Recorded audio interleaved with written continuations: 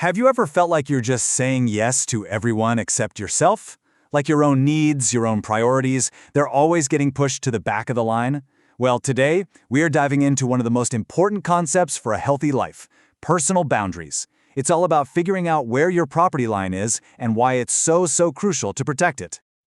So to really get a handle on this, let's kick things off with a story that might just sound a little too familiar. It's a perfect example of what a life without any fences really looks like. Okay, so let's meet Jim. Jim's an operations manager, and at work, he is the guy. His dependability has earned him the nickname Mr. Can-Do. You need something? Jim's on it. But here's the thing. That meant a lot of late nights, a lot of business dinners, weekends on the road.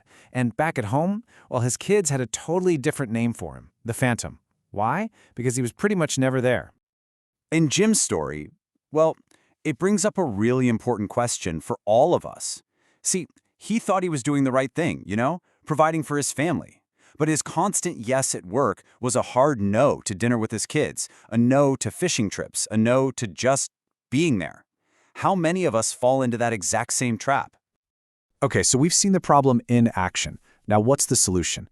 It all comes down to really understanding what boundaries are and then building from there. Let's just break it down to its simplest form. You know how in the real world you've got fences and signs that show you where one person's yard ends and the next one begins? Well, personal boundaries do the exact same thing, but for your life. They draw a clear line defining what you own, like your feelings, your time, your values, and just as importantly, what you don't. And hey, think about it this way. Your own skin is a physical boundary. It literally holds you together, protects you from harmful stuff. But it's not a solid wall, right? It's gotta have openings to let good things in, like food and water, and to let bad things out. That is exactly how healthy personal boundaries are supposed to work. This is where a lot of people get tripped up. They think boundaries are all about building these giant walls to shut everyone out. But that's not it at all. Walls are rigid. They just isolate you. What we're really aiming for here are fences with gates. Something that's firm enough to keep the bad stuff out, for sure, but flexible enough to open up and let all the good stuff in. So, it turns out boundaries aren't just random feelings. They actually operate on some fundamental principles, almost like laws of physics. Let's look at 3 laws that are pretty much always at play, whether we realize it or not. Okay, here they are. First, the law of sowing and reaping. Simple, right? Your actions have consequences. What you put out is what you get back. Second, the law of motivation. Basically, if you give because you want to, it feels great. But if you give because you feel scared or guilty, that just leads to resentment. And third, the law of evaluation. This one is huge. Remember that hurting someone's feelings is not the same thing as actually harming them. And that's a powerful difference. Let's dig into that first law for a sec, because it is so important. A lot of us think that just confronting someone is enough. But for a person who's just habitually irresponsible, words can be pretty meaningless. The real teacher isn't nagging them. Nope. It's letting them feel the natural consequences of their own choices. That's where real change starts. So how do you even know when one of your boundaries has been crossed? Well, it turns out your emotions are basically a built-in alarm system. And there's one emotion in particular that's a giant red flag. This quote, wow, it's a total game changer. It's so direct. It completely reframes anger, not as something you should just sit and stew in, but as a catalyst for action.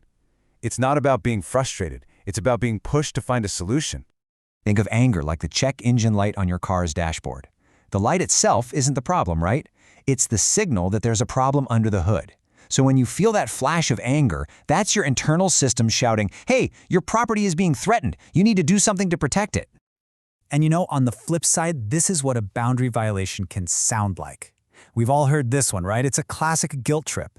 It's designed to make you feel awful for setting a limit. It's a tool that controllers use to try and manipulate you back into saying yes because your no is just not what they want to hear. Okay, so if we do all this hard work, setting limits, listening to our anger, standing up to those guilt messages, what's the point? What's the big payoff at the end of the day?